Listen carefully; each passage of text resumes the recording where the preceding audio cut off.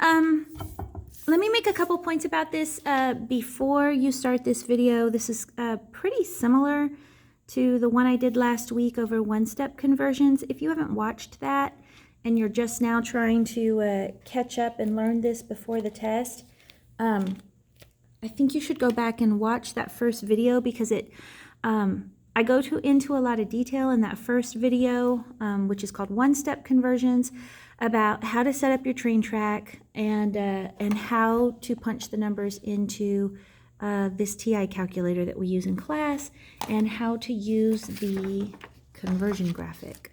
Okay, so if you haven't watched that, I'm afraid you might not get this because I'm not going to slow down and explain those things in this video. I'm just going to show you how to set up the problems so that you don't need to be afraid of them.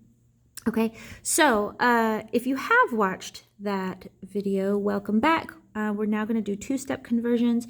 So I have 4 problems I'm going to work for you. I have these 2 problems that I want to work for you. And these are from the homework that is due this week. All right, so same as last week, the benefit to watching this and practicing along with me is that I'm going to do 2 of your homework problems for you.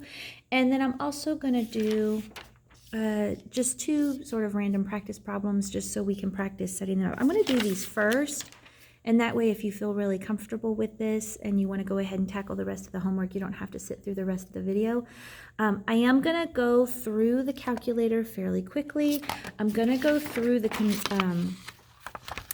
graphic pretty quickly, but I wanted to introduce this one because this is the one I was telling y'all about. I found this on Instagram, and yeah, I am super techno stupid, so I pathetically just screen captured it and printed it, and that's why it looks like it came straight off Instagram, because it did. But I found it on Instagram, and I think I like this graphic way more than the one I have been using in class. There's a couple minor issues on this one that I don't love, but this one I feel like it's really really clear and concise. So I really like this one. Anyway, I'll use both of them is my point.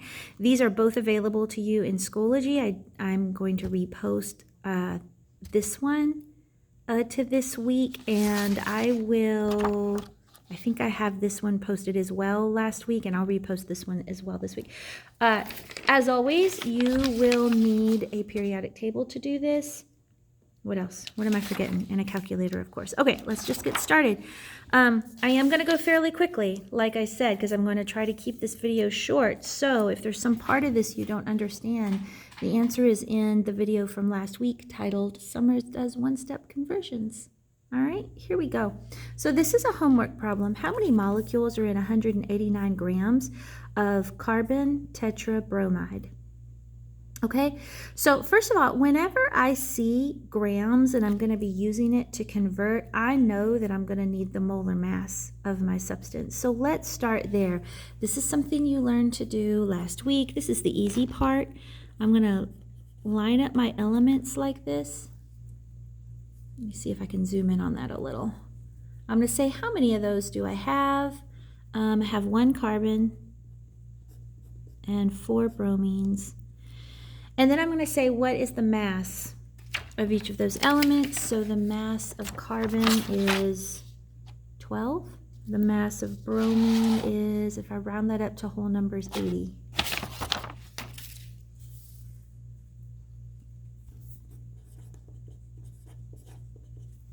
Multiply across. Add down. The unit is grams per mole. That's step 1. Okay? Now then, let's use my graphic. I have grams, right? That's my given. Whatever number they give me, that's my given. And then use my question words. How many molecules? How many what? Molecules. That's my unknown. Right? So I want to go from my given to my unknown. I want to go grams to molecules. So I'm going to use both graphics. If I want to go, I need to find an arrow that points from grams to molecules. And if you're trying to find one arrow that goes straight from grams to molecules, you won't find it, right? So here's a grams and here's molecules, but there's not an arrow that points there. So you will have to convert grams to moles and then moles to molecules. And that's why this is called 2 steps. The first step is converting to moles. The second step is converting to molecules. And I always say everything has to go through the mole. Okay, so let me show you this other graphic and show you why I like this a little better. Because I feel like this graphic is easier to understand. Let me zoom back out a little. Okay, so if I start with grams, just find grams on here. There it is. And I want to go to molecules, which is a particle, and I can't just jump there, right? Everything goes through the moles. So first I want to go to moles. So you would follow the arrow that's going from grams to moles. So that's this arrow. That means this is your first conversion. And then the second step would be jumping from moles to molecules. And so here's the arrow that goes from moles to molecules. And so that means this is your second conversion. Okay, so we're going to set this up as a train track just like we did last week. Always start with your given, 189 grams. Start a nice long train track. Put a 1 under your given simply to convert it to a fraction. Okay, so my first conversion is going from grams to moles. So it's going to be 1 mole on top, the molar mass on the bottom. 1 mole on top, this molar mass on the bottom, 332 grams. Notice that these two things say the same thing. When you calculate the molar mass, it says 332 grams per mole. That's what this conversion unit says. 1 mole is equal to 332 grams. And you know you've set up your conversion correctly when these units are catty-cornered from each other and you can cancel them out. Okay? So whatever unit is on top and the only unit left is the answer you're going to get. So this will convert it to moles, but that's not what the question is asking, right? How many molecules? So now we're going to do our second conversion, our second step, and convert moles to molecules. Okay, so moles to molecules, I'm going to follow this arrow, and it's going to be Avogadro's number on top, 1 mole on the bottom.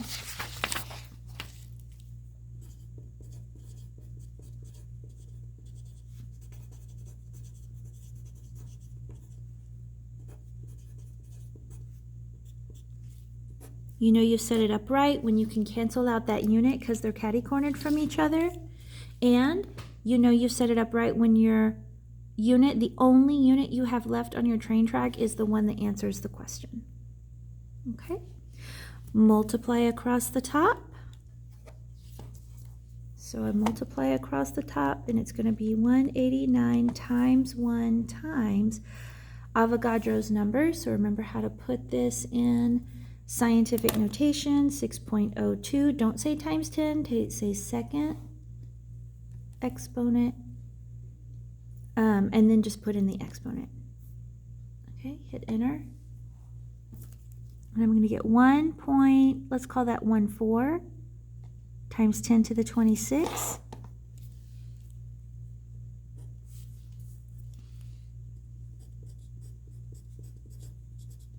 What's my unit on top? Molecules. Unfortunately, there's not a way to abbreviate molecules.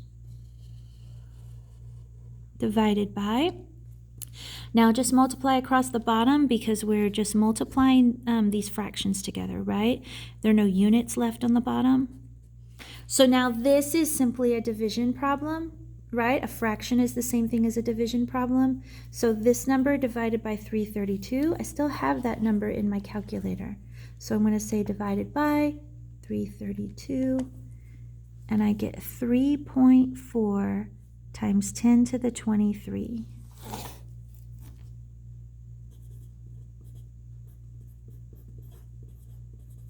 And my unit is molecules, and I'm kind of writing it weird, but, oh, you can't see that, sorry. Okay, and put a box around your answer. Normally your answer would not be really weird looking like that. Oh, because I wrote it in the wrong place, that's why. Duh, okay. There we go, there's where your answer goes. Put a box around your answer. Okay. So that's one of your homework questions. Let's do another homework question, okay? Here is another homework question. What's the mass of 8.83 times 10 to the 23 formula units of iron 3 oxide? Okay, so let's find our given and our unknown. So here's my question word, what? What's what? What is the mass? Okay, so follow your question word to find your unknown. And look for my only number they're giving me. Don't forget the unit on that. That's your given. All right. All right. So I'm going to use my graphics to see how I can get from formula units to mass. So I'm going to use both of them. All right. So if I'm using my yellow, well, yours isn't yellow if you're at home, I guess. You're finding the arrow that points from formula unit to mass. So here's formula unit and here's a mass, but there is no arrow that goes directly there. You're going to have to go from formula unit to moles and then moles to mass. Okay? And I just think it's easier to read on this graphic. So let's find this graphic. I want to go from formula units to mass. Okay, so, oh, this doesn't say, anyway, this includes formula units. It just doesn't say that. So formula units. So follow the arrow to moles. Everything goes through a mole, right? I can't just go from formula units to mass. I have to go to moles first. Here's the arrow that goes from formula units to mass. Here's my first conversion. 1 mole over Avogadro's number. So start with my given.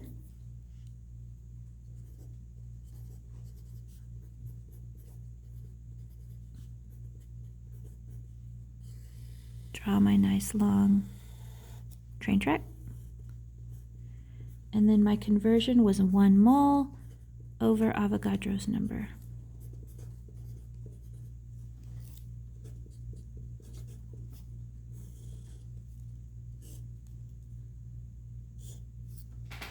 Okay. That's the first conversion. The second step is to go from moles to mass. So to go from moles to mass, I'm going to follow this arrow that goes from moles to mass. It's going to be molar mass on top, 1 mole on the bottom. So 1 mole on the bottom, molar mass on top. So I'm going to have to find the molar mass, right?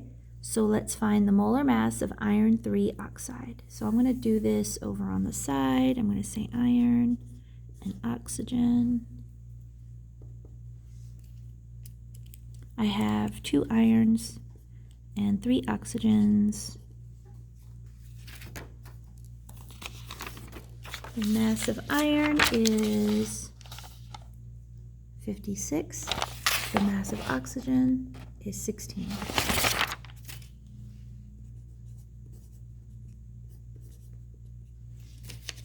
So 112, 1848. Gosh, I hope that's right. And then add down.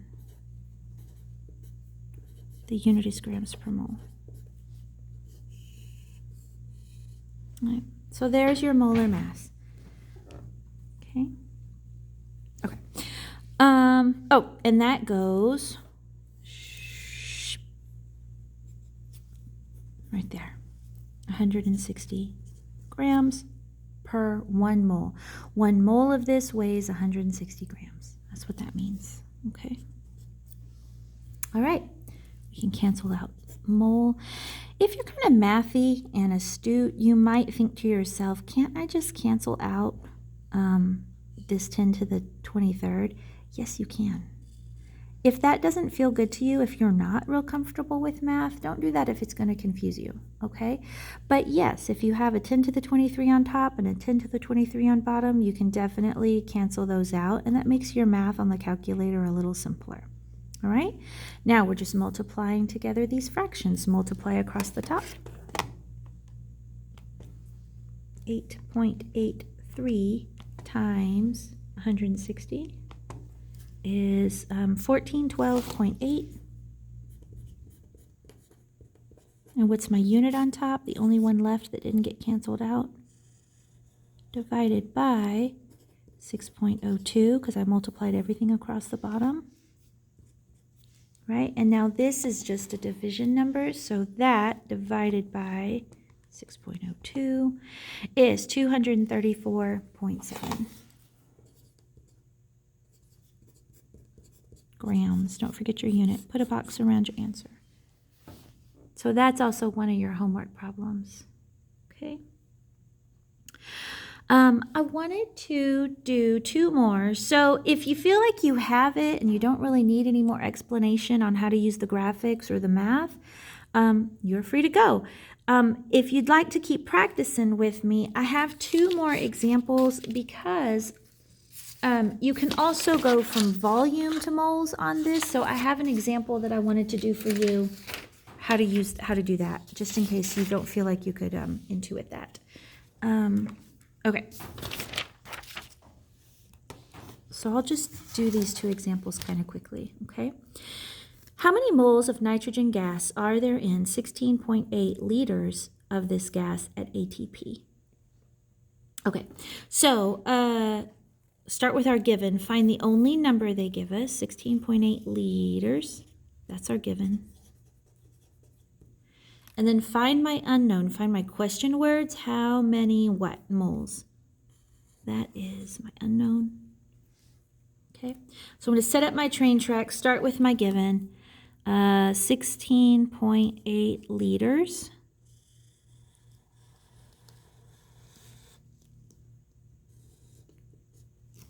Okay.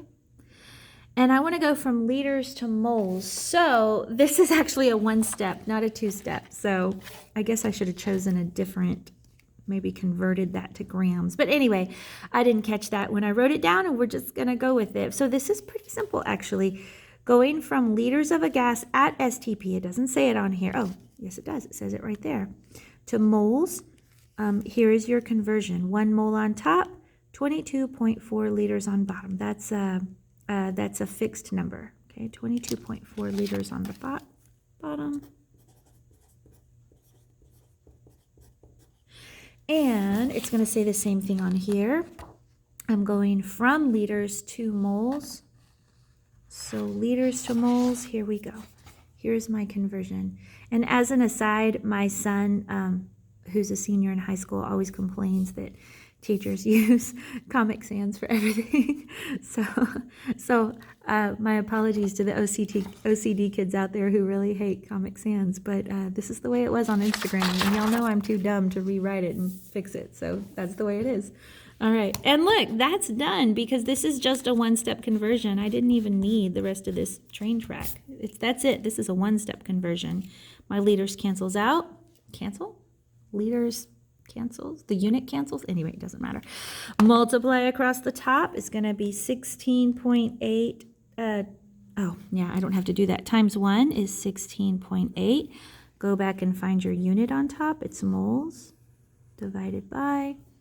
Multiply everything across the bottom. 1 times any number is just that number. There's no unit on the bottom because it canceled. Now this is just a division problem. 16.8 divided by 22.4 is 0.75 moles. I suppose if I were using significant digits, it would really be 0.8 moles. If you use proper significant digits. All right, so that's a good one just to show you how the volume of gas works. And then one more. Let's do one more 2-step conversion just to practice. How many molecules are in 13.5 grams of, what is this, sulfur oxide? Sulfur dioxide, sorry. All right, so let's set up this problem. How many, there's my question words. So how many what? Molecules, that's my unknown. Look for the only number they give me. That is my given. All right. Now, you can either catch this before you do it or catch it later, and it totally doesn't matter. But when you are involving grams and you have to convert to anything else, you're going to have to know the molar mass of this. So since it says grams, either in the given or the unknown, I'm going to have to convert this to, I'm going to have to figure out the molar mass of sulfur dioxide. Okay, so you know how to do this. This is easy. List your elements. This is step 1. Right, you're going to say how many of those are in here. There's just 1 sulfur. There's 2 oxygens. Find the molar mass of sulfur. It's 32. The molar mass of oxygen is 16.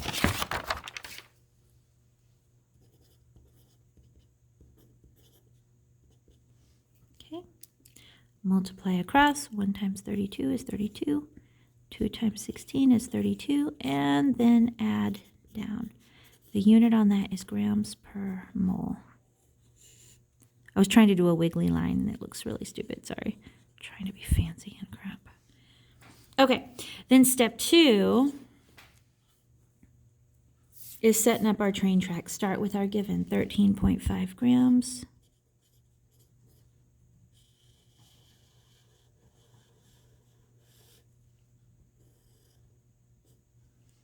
Okay, I'm going to go from grams to molecules. Let's see how I can do that. Here's grams. I can't go straight to molecules here. I'm going to have to go to this molecules over here because I'm going to have to use my arrows. So my first step, my first conversion is grams to moles. So 1 mole on top, molar mass on the bottom. Use the white one. I think it's so much easier. I want to go grams to molecules. So here's grams. And I can't just go to molecules. I have to go to moles first. So here's my arrow that goes from grams to moles. 1 mole on top, molar mass on the bottom. 1 mole on top, molar mass on the bottom. And now moles to molecules. Moles to molecules is going to be this arrow.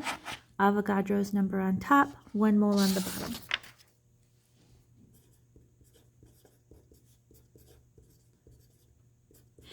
And a quick note about figuring out what this unit is supposed to be. This conversion is 1 mole of whatever particle you're measuring. So if the particles in sulfur dioxide are molecules, then you call them molecules. So basically you just set yourself up for success here. All right. All right, let's punch this in. Multiply across the top because we're just multiplying fractions. 13.5 times, let's punch this in together. Avogadro's number is 6.02, second exponent 23. 8.127. Make sure you look all the way over, right? Times 10 to the 24. Go back and find your unit, molecules, divided by, now multiply the bottom part of your fractions, and it's 1 times 1 times 64. So now this is just a fraction, which means this is just a division problem. So this number divided by 64, that number is still in my calculator, so I'm going to say divided by 64. And it's 1.3 times 10 to the 23.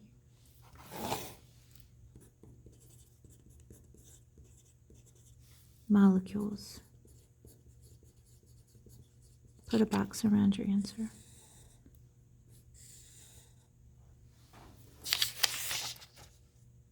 Okay? So those are the examples I'm going to be working for y'all on the board if you're in class. You can go back and watch these if you didn't catch it in class. And obviously, if you have any questions about that, I encourage you to hop onto Zoom and ask me to help you out with these if you're struggling with these, okay? All right. See you later.